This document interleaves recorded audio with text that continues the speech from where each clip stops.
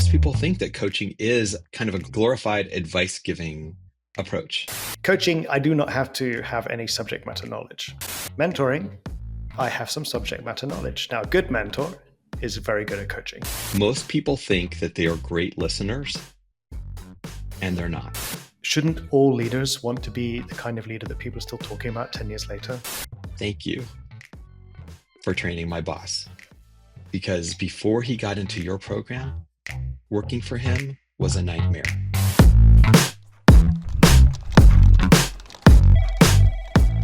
Andrew, what are we talking about today? Today, I want to talk about my leadership. I know that you've got lots of experience in this field. I'm running into some challenges. I'm looking for what's next, and I'd love to get your advice. What do you say? I say that this is very familiar to me because a lot of people who come to us do so exactly the way you just did. So did I do well? You did great. You did great. Yeah. It happens all the time. Now, what if I said to you, I'm not going to give you any advice. I'm not going to give you my perspective. I'm not going to give you my opinions. I'm going to ask you a bunch of questions. Well, okay, I'm intrigued. There's a little bit of me is also like, wait, and I'm paying you? Exactly. Is that how it goes? Yes. You coaches? Yes. Right. So basically, what we're talking about is the essential tension around a coaching relationship, where a lot of times the coachee or client comes to us, and maybe they come to us because of our background and they want advice, they want guidance, and that's not what coaching is.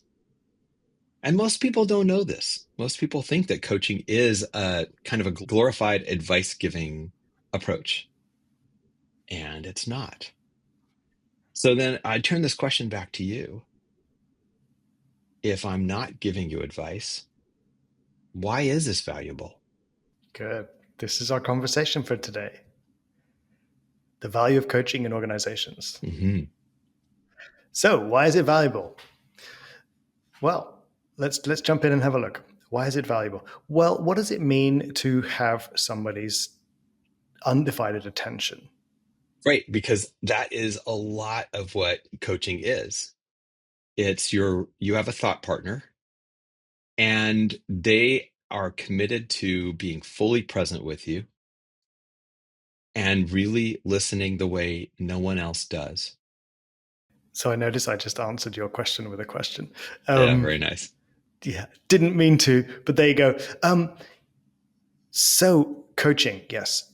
Presence, somebody listening to you and somebody being deeply fascinated and curious about what you're exploring, what it means to you, and helping you to use the resources that a good coach will assume you already have, and helping you to leverage them to look at your own path.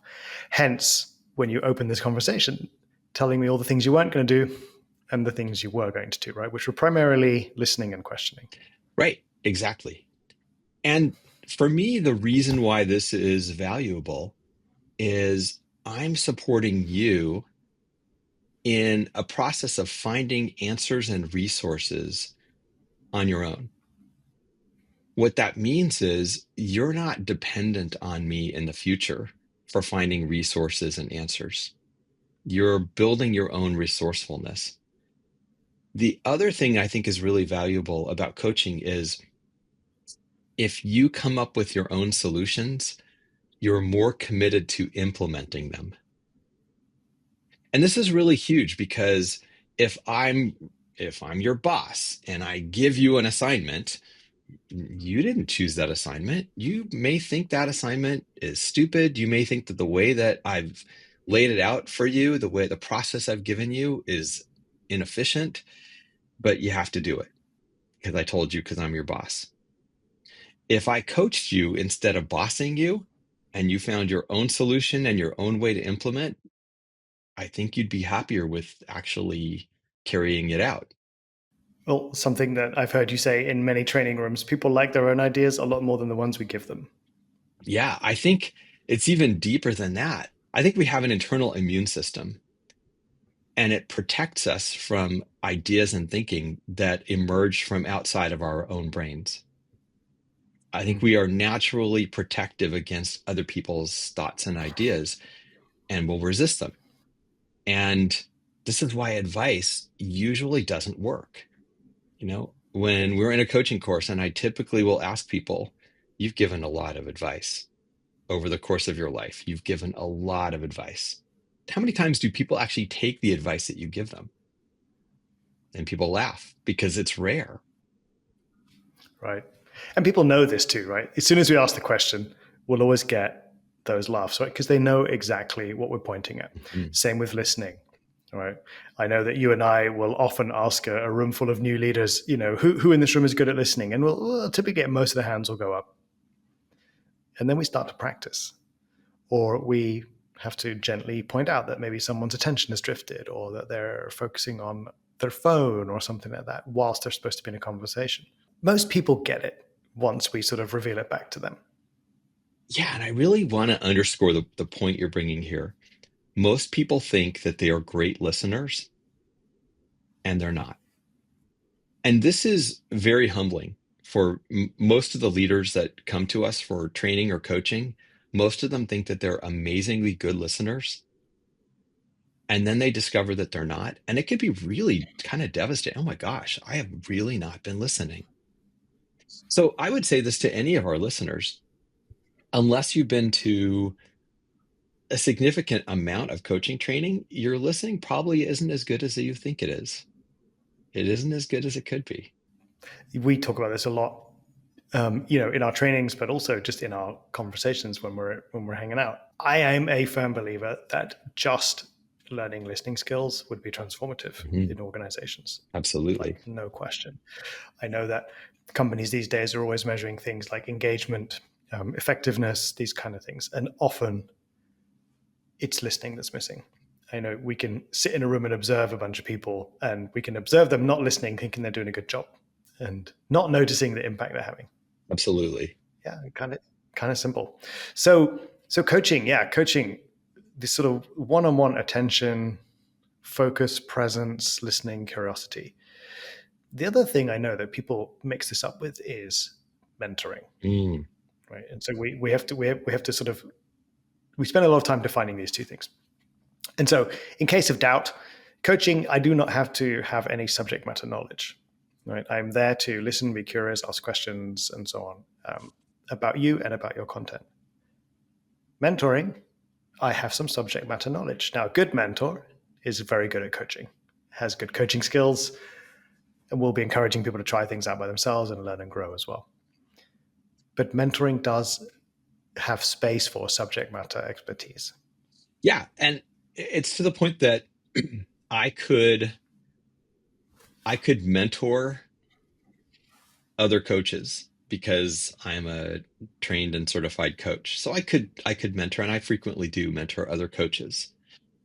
I could not mentor an attorney. I could not mentor a physician because I don't have actual knowledge or experience in those areas. I mean, beyond just what Google will tell me, which, some people think that that's enough, but I don't think it's enough. Uh, a good mentor has enough experience that when you come to them with an issue or a problem, they can think of a situation that they faced where it was similar and they could tell you that story. So mentoring will often contain storytelling. And like you said, a good mentor is also like a coach. Bad mentors just talk, they don't listen. But a good mentor is like a coach because they'll listen and they'll actually hear you, and they can line up behind what you want because they've heard you say what you want. They ask you questions about what you want. So that would be the distinction.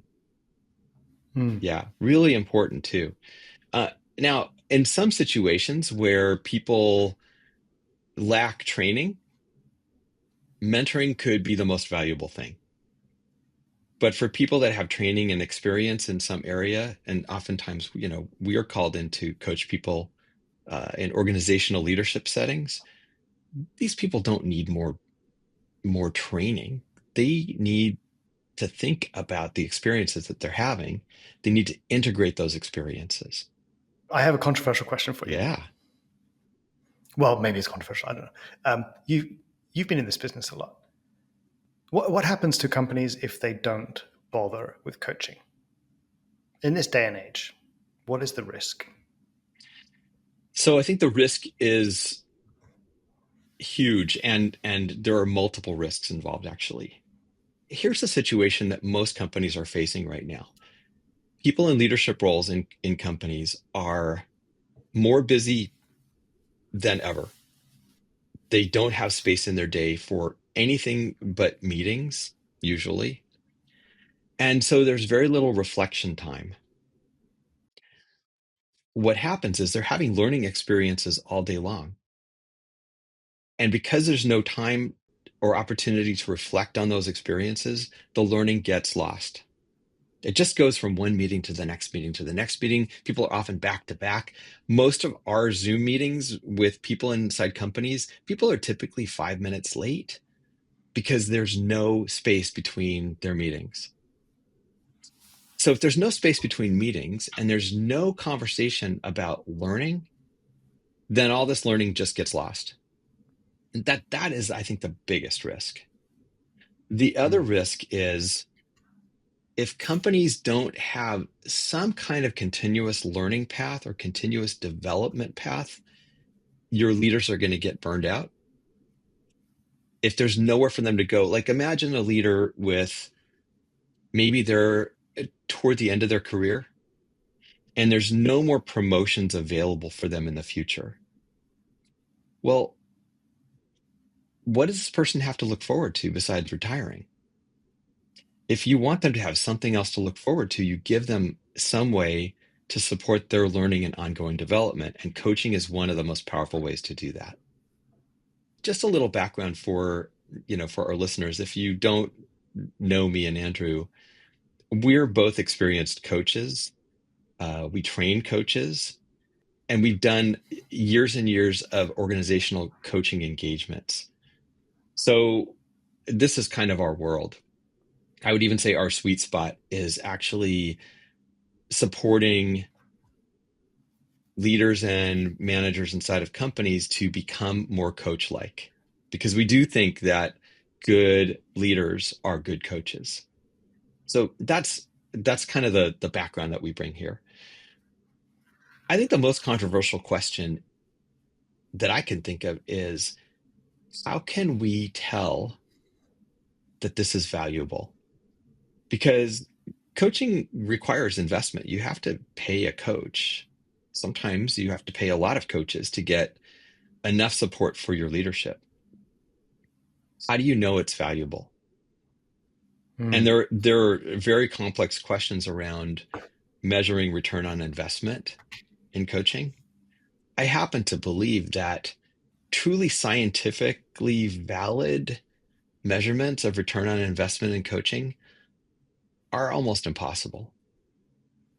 So you can survey people, you can survey managers, you can get a lot of subjective data. You can get a lot of anecdotal data that coaching works. We know that it works. We see this happen over and over again. But to literally measure, dollars for dollars, I think is almost impossible because there's so many other things happening inside the company. So is this person, is their department making more money right now because they had a coach or because market conditions changed? We don't know. How do we measure that? So I think that's the most controversial is we Mm. expect a lot of companies to sort of take our word for it because we have a lot of experience in this area. We can design some things, some tools to again survey people, the our clients, our coachees, or their managers or their teams. We can do 360s. There's a lot we can do to give them some idea of impact, but to directly measure money to money, I think is really hard. So and I think a lot of coaches might argue with me, but yeah, that's the controversy I see. I think coaches might argue with you just because you might be putting their livelihood at risk. There's always somebody who's looking for a really specific ROI, and you're right. It is hard to measure. my twist on this is it's hard to measure because we're talking about you use the word subjective, and I Yeah, think you're dead on. You're dead on. I think also it's this complex ecosystem of being a human being. If I'm struggling at work and I have a coach and market conditions improve and my relationship with my kids is no longer stressing me out because things have shifted, all these things right. could be playing together. My upcoming holiday might be motivating me more to get across the finish line. There's lots of reasons why I might have more effectiveness in my current leadership. Well, just because it's difficult to measure doesn't mean it's not valuable. Yes. That's the case I would make is we know that it's valuable. We see this happen all the time. We actually hear when people say, here's the difference this made for me. Or I still have this memory from years ago of having managers go through one of our coach trainings, and after class, maybe it's the third or fourth course we're teaching. After class, we're at dinner with one of our participants who's a director of a division, and one of his employees walks into the restaurant. She comes over and says hello, and she pulls me aside and says, thank you for training my boss, because before he got into your program, working for him was a nightmare. So Yeah. I know, and I think the employees know. The people in the, you mentioned ecosystem. The people in the ecosystem of this individual, they know that it makes a difference. They can see it. Mm. They feel it. I think. Well, the other thing that you're sort of revealing a little bit here is it's also a question of time.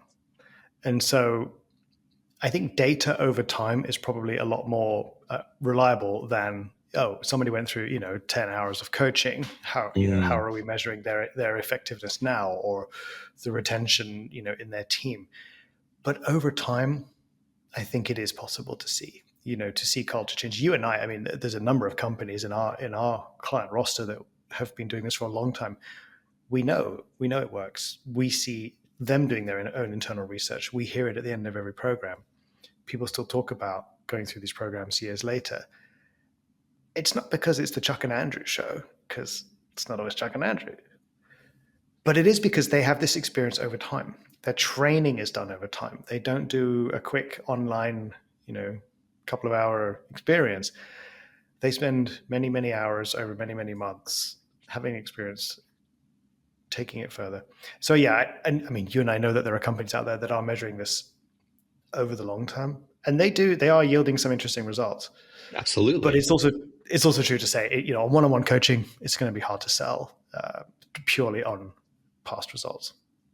Right. And so there's investing in one-on-one coaching, which a lot of companies do. We recently found out that some of the companies we work with, more than one, provide coaching for their entire executive team. And they usually do it secretly. So, one of those things about coaching is it's a confidential relationship. The coach is not going to disclose exactly who our client, like if I'm coaching a CEO somewhere, I'm not going to ever disclose that I'm doing that. They can talk about it. The CEO can talk about, oh yeah, I'm working with Coach Chuck, but I'm not going to ever talk about it because I hold Coach, confidentiality. Well, I don't know. That's whatever, however they want to say, talk about I'm me. going to call you. I'm calling you Coach Chuck from now on. Just going to say. There you go. People do. So they're not going to talk about, or I'm not going to talk about it, but they can talk about it. And many times they don't. So a lot of times people will say, oh, I just found out that, the CEO has a coach. How come they don't tell us this?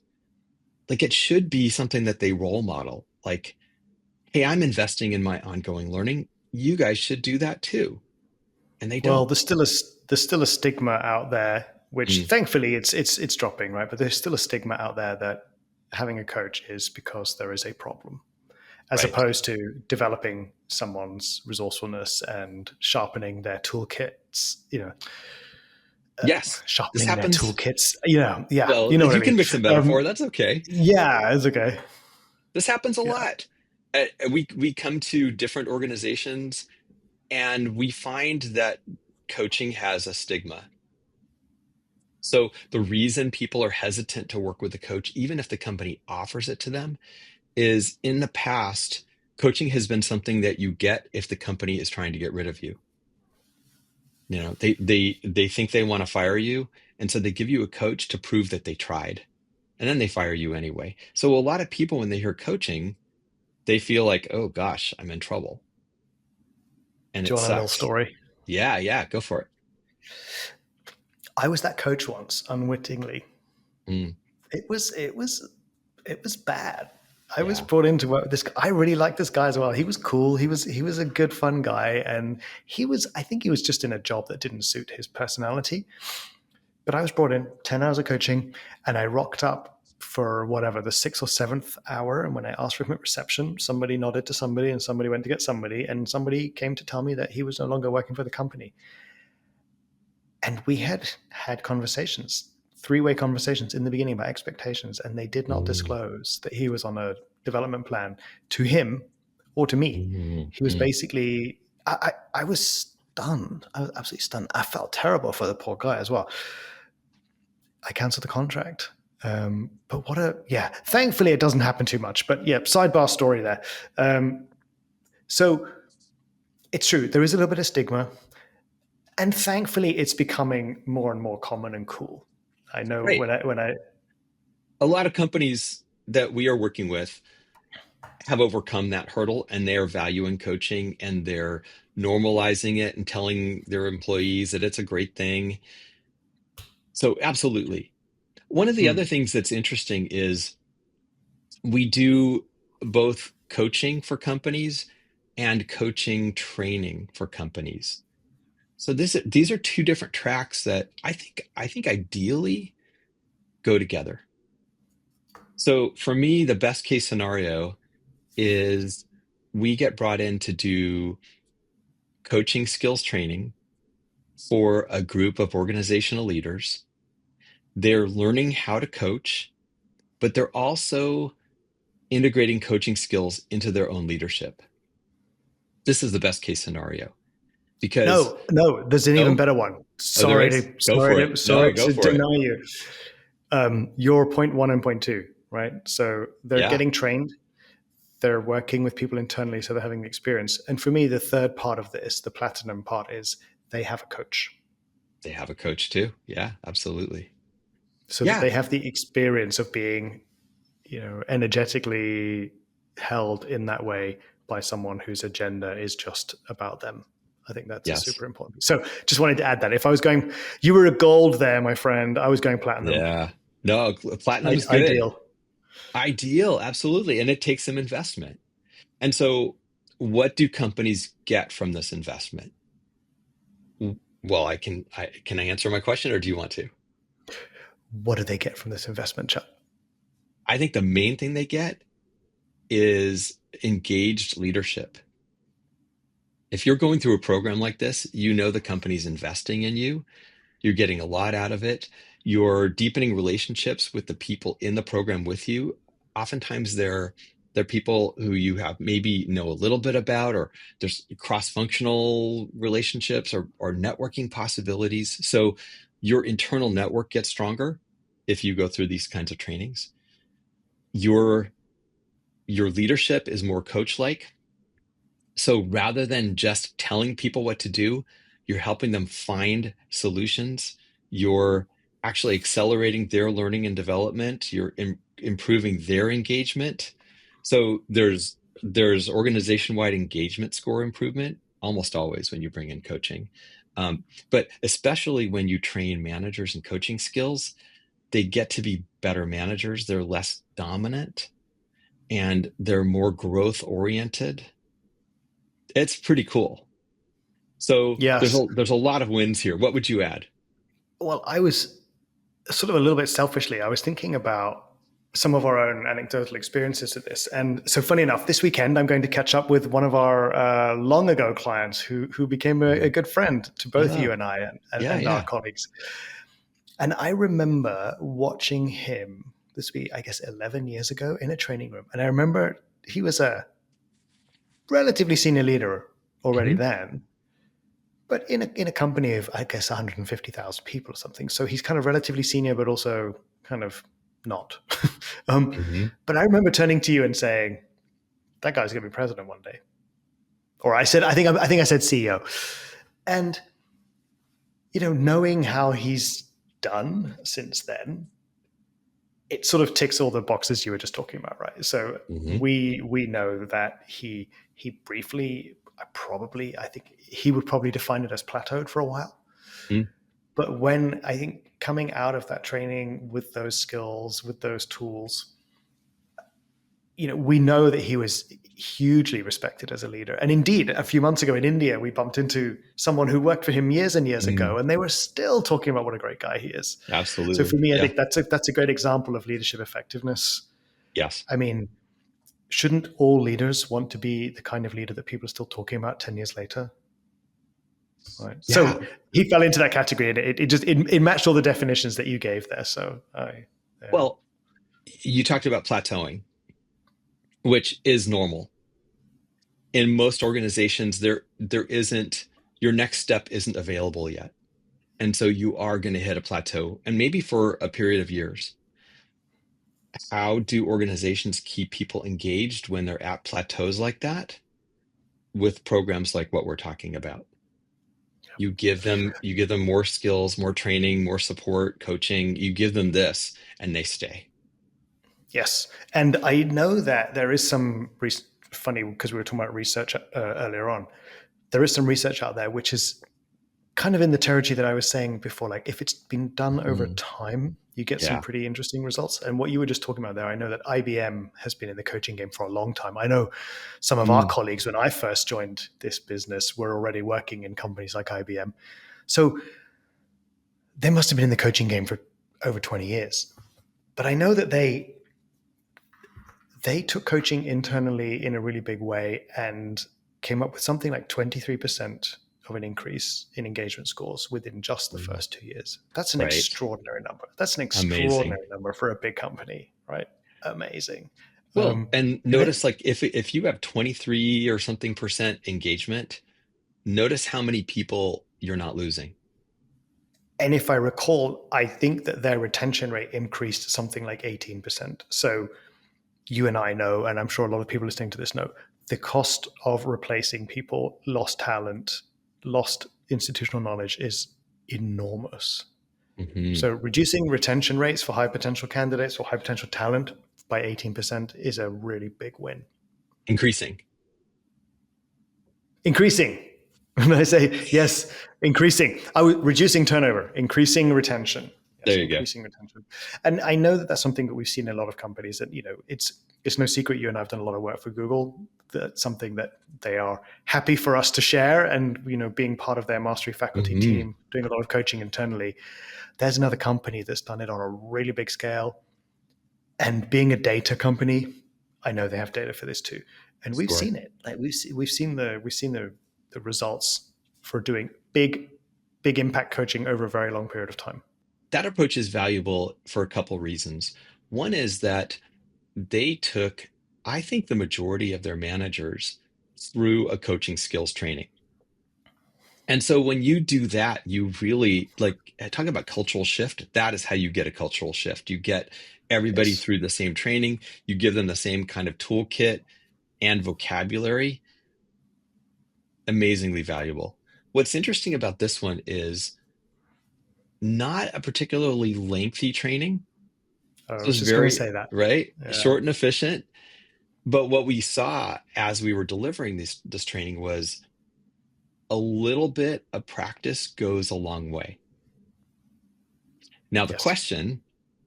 the question is what happens to that learning? Because we also know that with short training sprints, people often lose some of what they got. So I don't know. I mean, it's a huge program that Google did at scale. Like it's a huge decision to do a training like that, but also to follow it up if you're going to follow it up. I don't know what happens next. But one of the things we notice is there is a big difference. Over time, there's a big difference in the outcome of, let's say, a 3-day program versus a 6 month or a year-long program. And we know this from everybody that we train, that the more structured practice, supervision, skill development, all of that really does make a difference. And I say this not like, so yes, if all you get is a 3-day workshop, take the 3-day workshop. It'll be valuable. But if you get more training, you will get better. I think this is just a good point to underline. The Google example is great for me because it was kind of turning it on its head. You and I would never advocate for, I don't remember what it was, maybe 6-8 hours of training or something per person. It was relatively small over a few months, right? But it was super effective, mainly because everybody did it. And so Yes. it shifted the conversation, right? And so I like to sort of say that we're not changing the world with these things, but we're definitely shifting the conversation. And so I think it was radical and it was kind of brave. Give it to everybody and see what happens. And like you, no surprise, I'm a big advocate for do in depth and longer if you're really, aiming high. But I think what's cool is both can work, and it can sometimes be as simple as someone like you or me or one of our colleagues sitting with a leader and going, all right, I'm going to listen to your interview or your coaching with this colleague of yours, and I'm going to give you some feedback. I'm going to let you know how you rate your listening, how we rate your listening. And I remember, and I know you had a lot of these too, the amount of people who were kind of dumbfounded at how poorly they were listening, at how Yes. frequently they were intruding on their peers, their colleagues. So sometimes the simplest thing is already a good thing. And I know we've seen a lot of people go from that organization they've gone on to find their own coaching programs and do more. So, but I think Absolutely.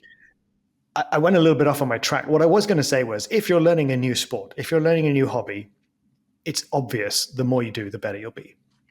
But kind of to Chuck's point before, if you only have a little time, take the little time.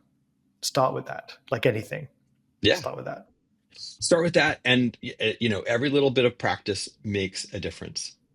So you will see noticeable gains even from a couple of hours of practice.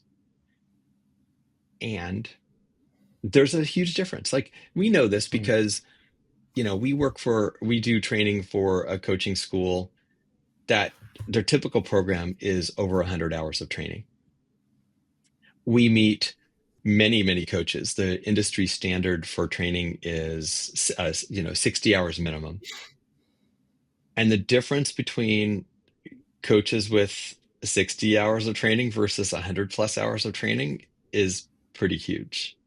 We Yes. can see this, right? So these differences are noticeable. And the main thing is because coaching is difficult to learn. This is the Mm. other thing people don't expect. People think, oh, I'm great at giving advice, so I will be a good coach. And then they go into a coach training and they learn that all of their defaults for listening and conversation are actually working against them.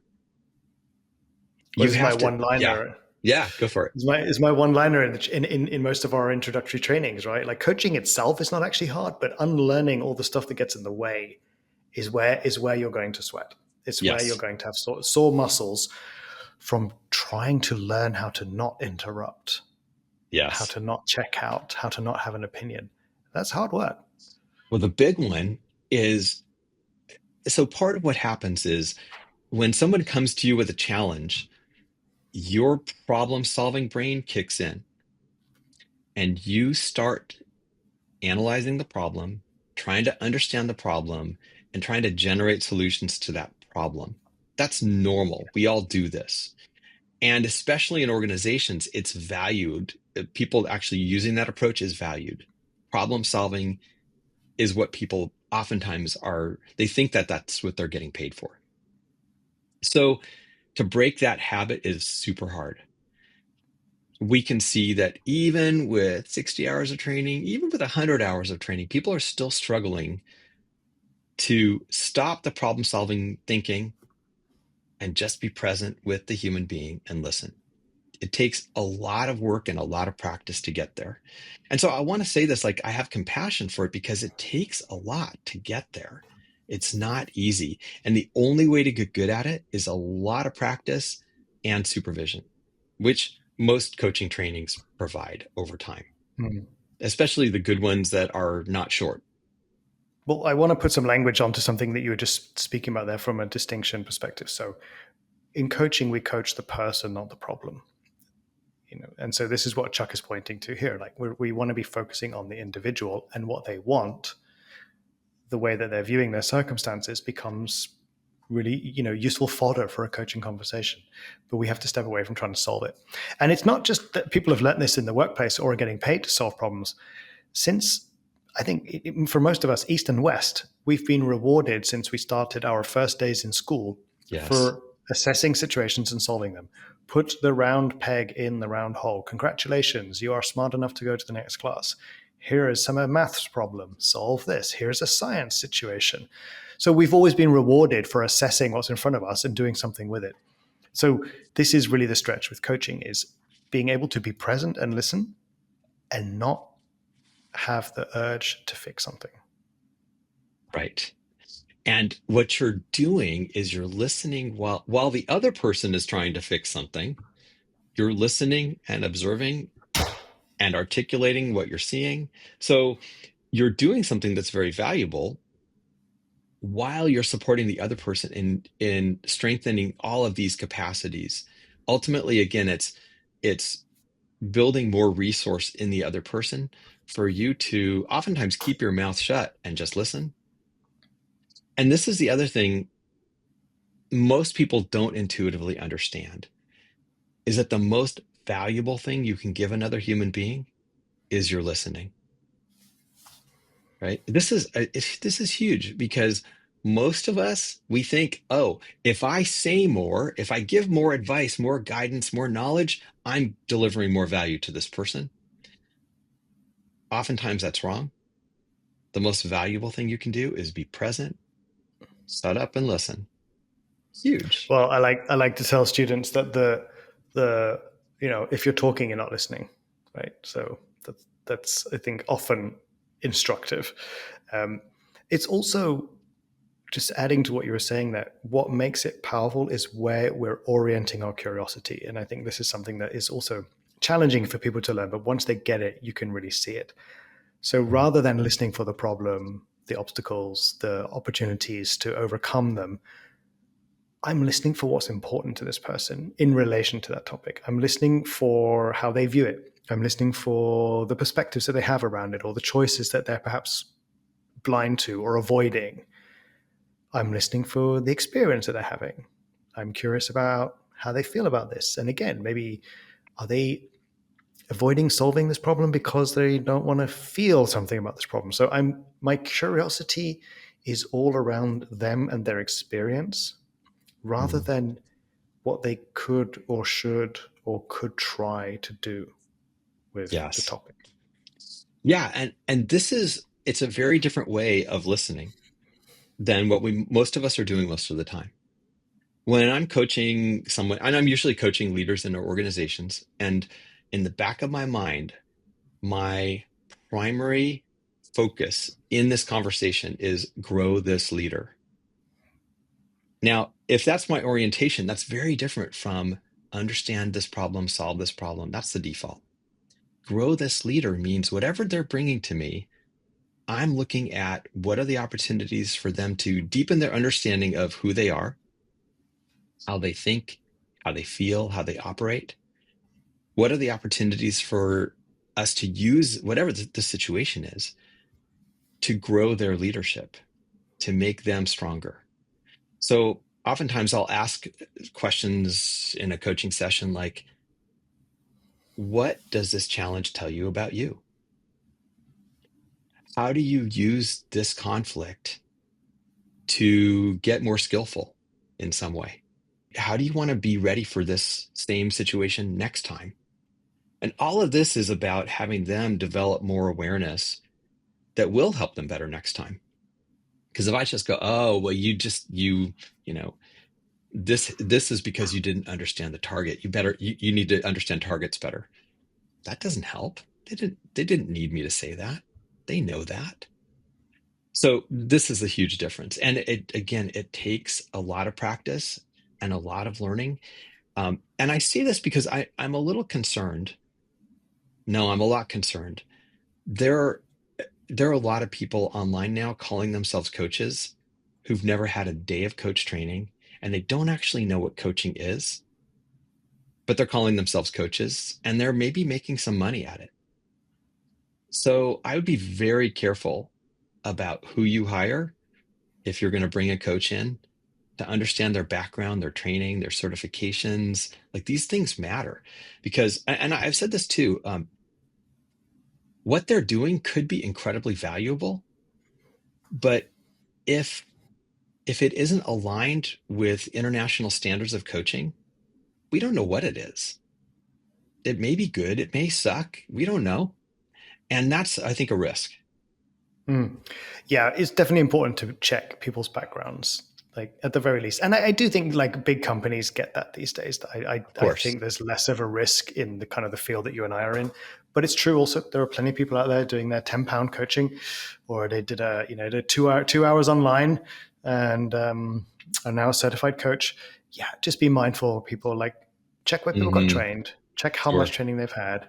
It's always good to get some, recommendations or referrals as well. Absolutely. So, Chuck, Huge. Yes. um, I have a last question for you. Okay. What is your biggest wish for organizations and leaders when it comes to coaching? I should pick just one. Okay, two. Okay. Okay, three. Whatever. How many of you just, I got a what have you got? couple. One is, I think it goes back to one of the things we started talking about, which is change the image of coaching within the organization so that it is seen as an investment on the part of the company and a benefit to the employee receiving the coaching. We are giving you coaching because we believe in you. We see a lot of potential and we want to grow that potential. Not because you're in trouble, not because we're concerned, not because you're having a problem, but because we really want to see your growth. This also connects to not just giving coaching to certain individuals, but giving coaching to groups of individuals in the company. Everybody on the leadership team gets coaching. Everybody in this division gets coaching, or everybody at this level of the organization gets coaching. I think that also reduces the stigma. I think the other one is for organizations to realize that this is valuable and worth investing in. And the more they invest, the more benefit they get. What would you add? Yeah, figure out a strategy that works for you and play the long game. That definitely is, I think, important. Don't expect instant results. Really play the long game. There is enough research out there. There are enough companies that will advocate for this. So we know it works. So I would say play the long game. I would also say keep looking for ways to democratize access to this because, kind of to your point before, the more people have access to this, the better. And it doesn't mean that everybody needs to go through 6 months of training. You might spread it out across the organization. Pick the key people that you want to put through really long, good, solid, intensive training and democratize access to a much wider pool of people, sort of in some of the examples we had earlier on. I think you can change a lot of conversations that way. It's a really good Mm. start. I would add something else that might be controversial, which is the most valuable thing about coaching is that it is a relationship. You're relating to a human being, your coach, who is listening to you in a way that no one else does. I say that because I don't think the full benefit of that relationship is present when the person on the other end is not human. So that might be controversial because I know a lot of organizations are moving toward AI coaching. You get an AI coach, you can ask it all kinds of questions. Hey, are you talking about I? Yes. Yeah. So, we can talk in a separate podcast about AI coaching. It's definitely happening. It exists. I think it has some value. And I think it also matters that you're not having that conversation with a human. Yeah. So that's there too. I think it's good for another conversation. There's some good context that we could bring to that. But awesome. Well, hey, Chuck, it's been fun exploring this with you. I hope that the world is open and ready for a little bit more coaching so that everybody can have easier, better, and more humanized relationships. Absolutely. For now, everyone, stay kind Stay safe. and stay human.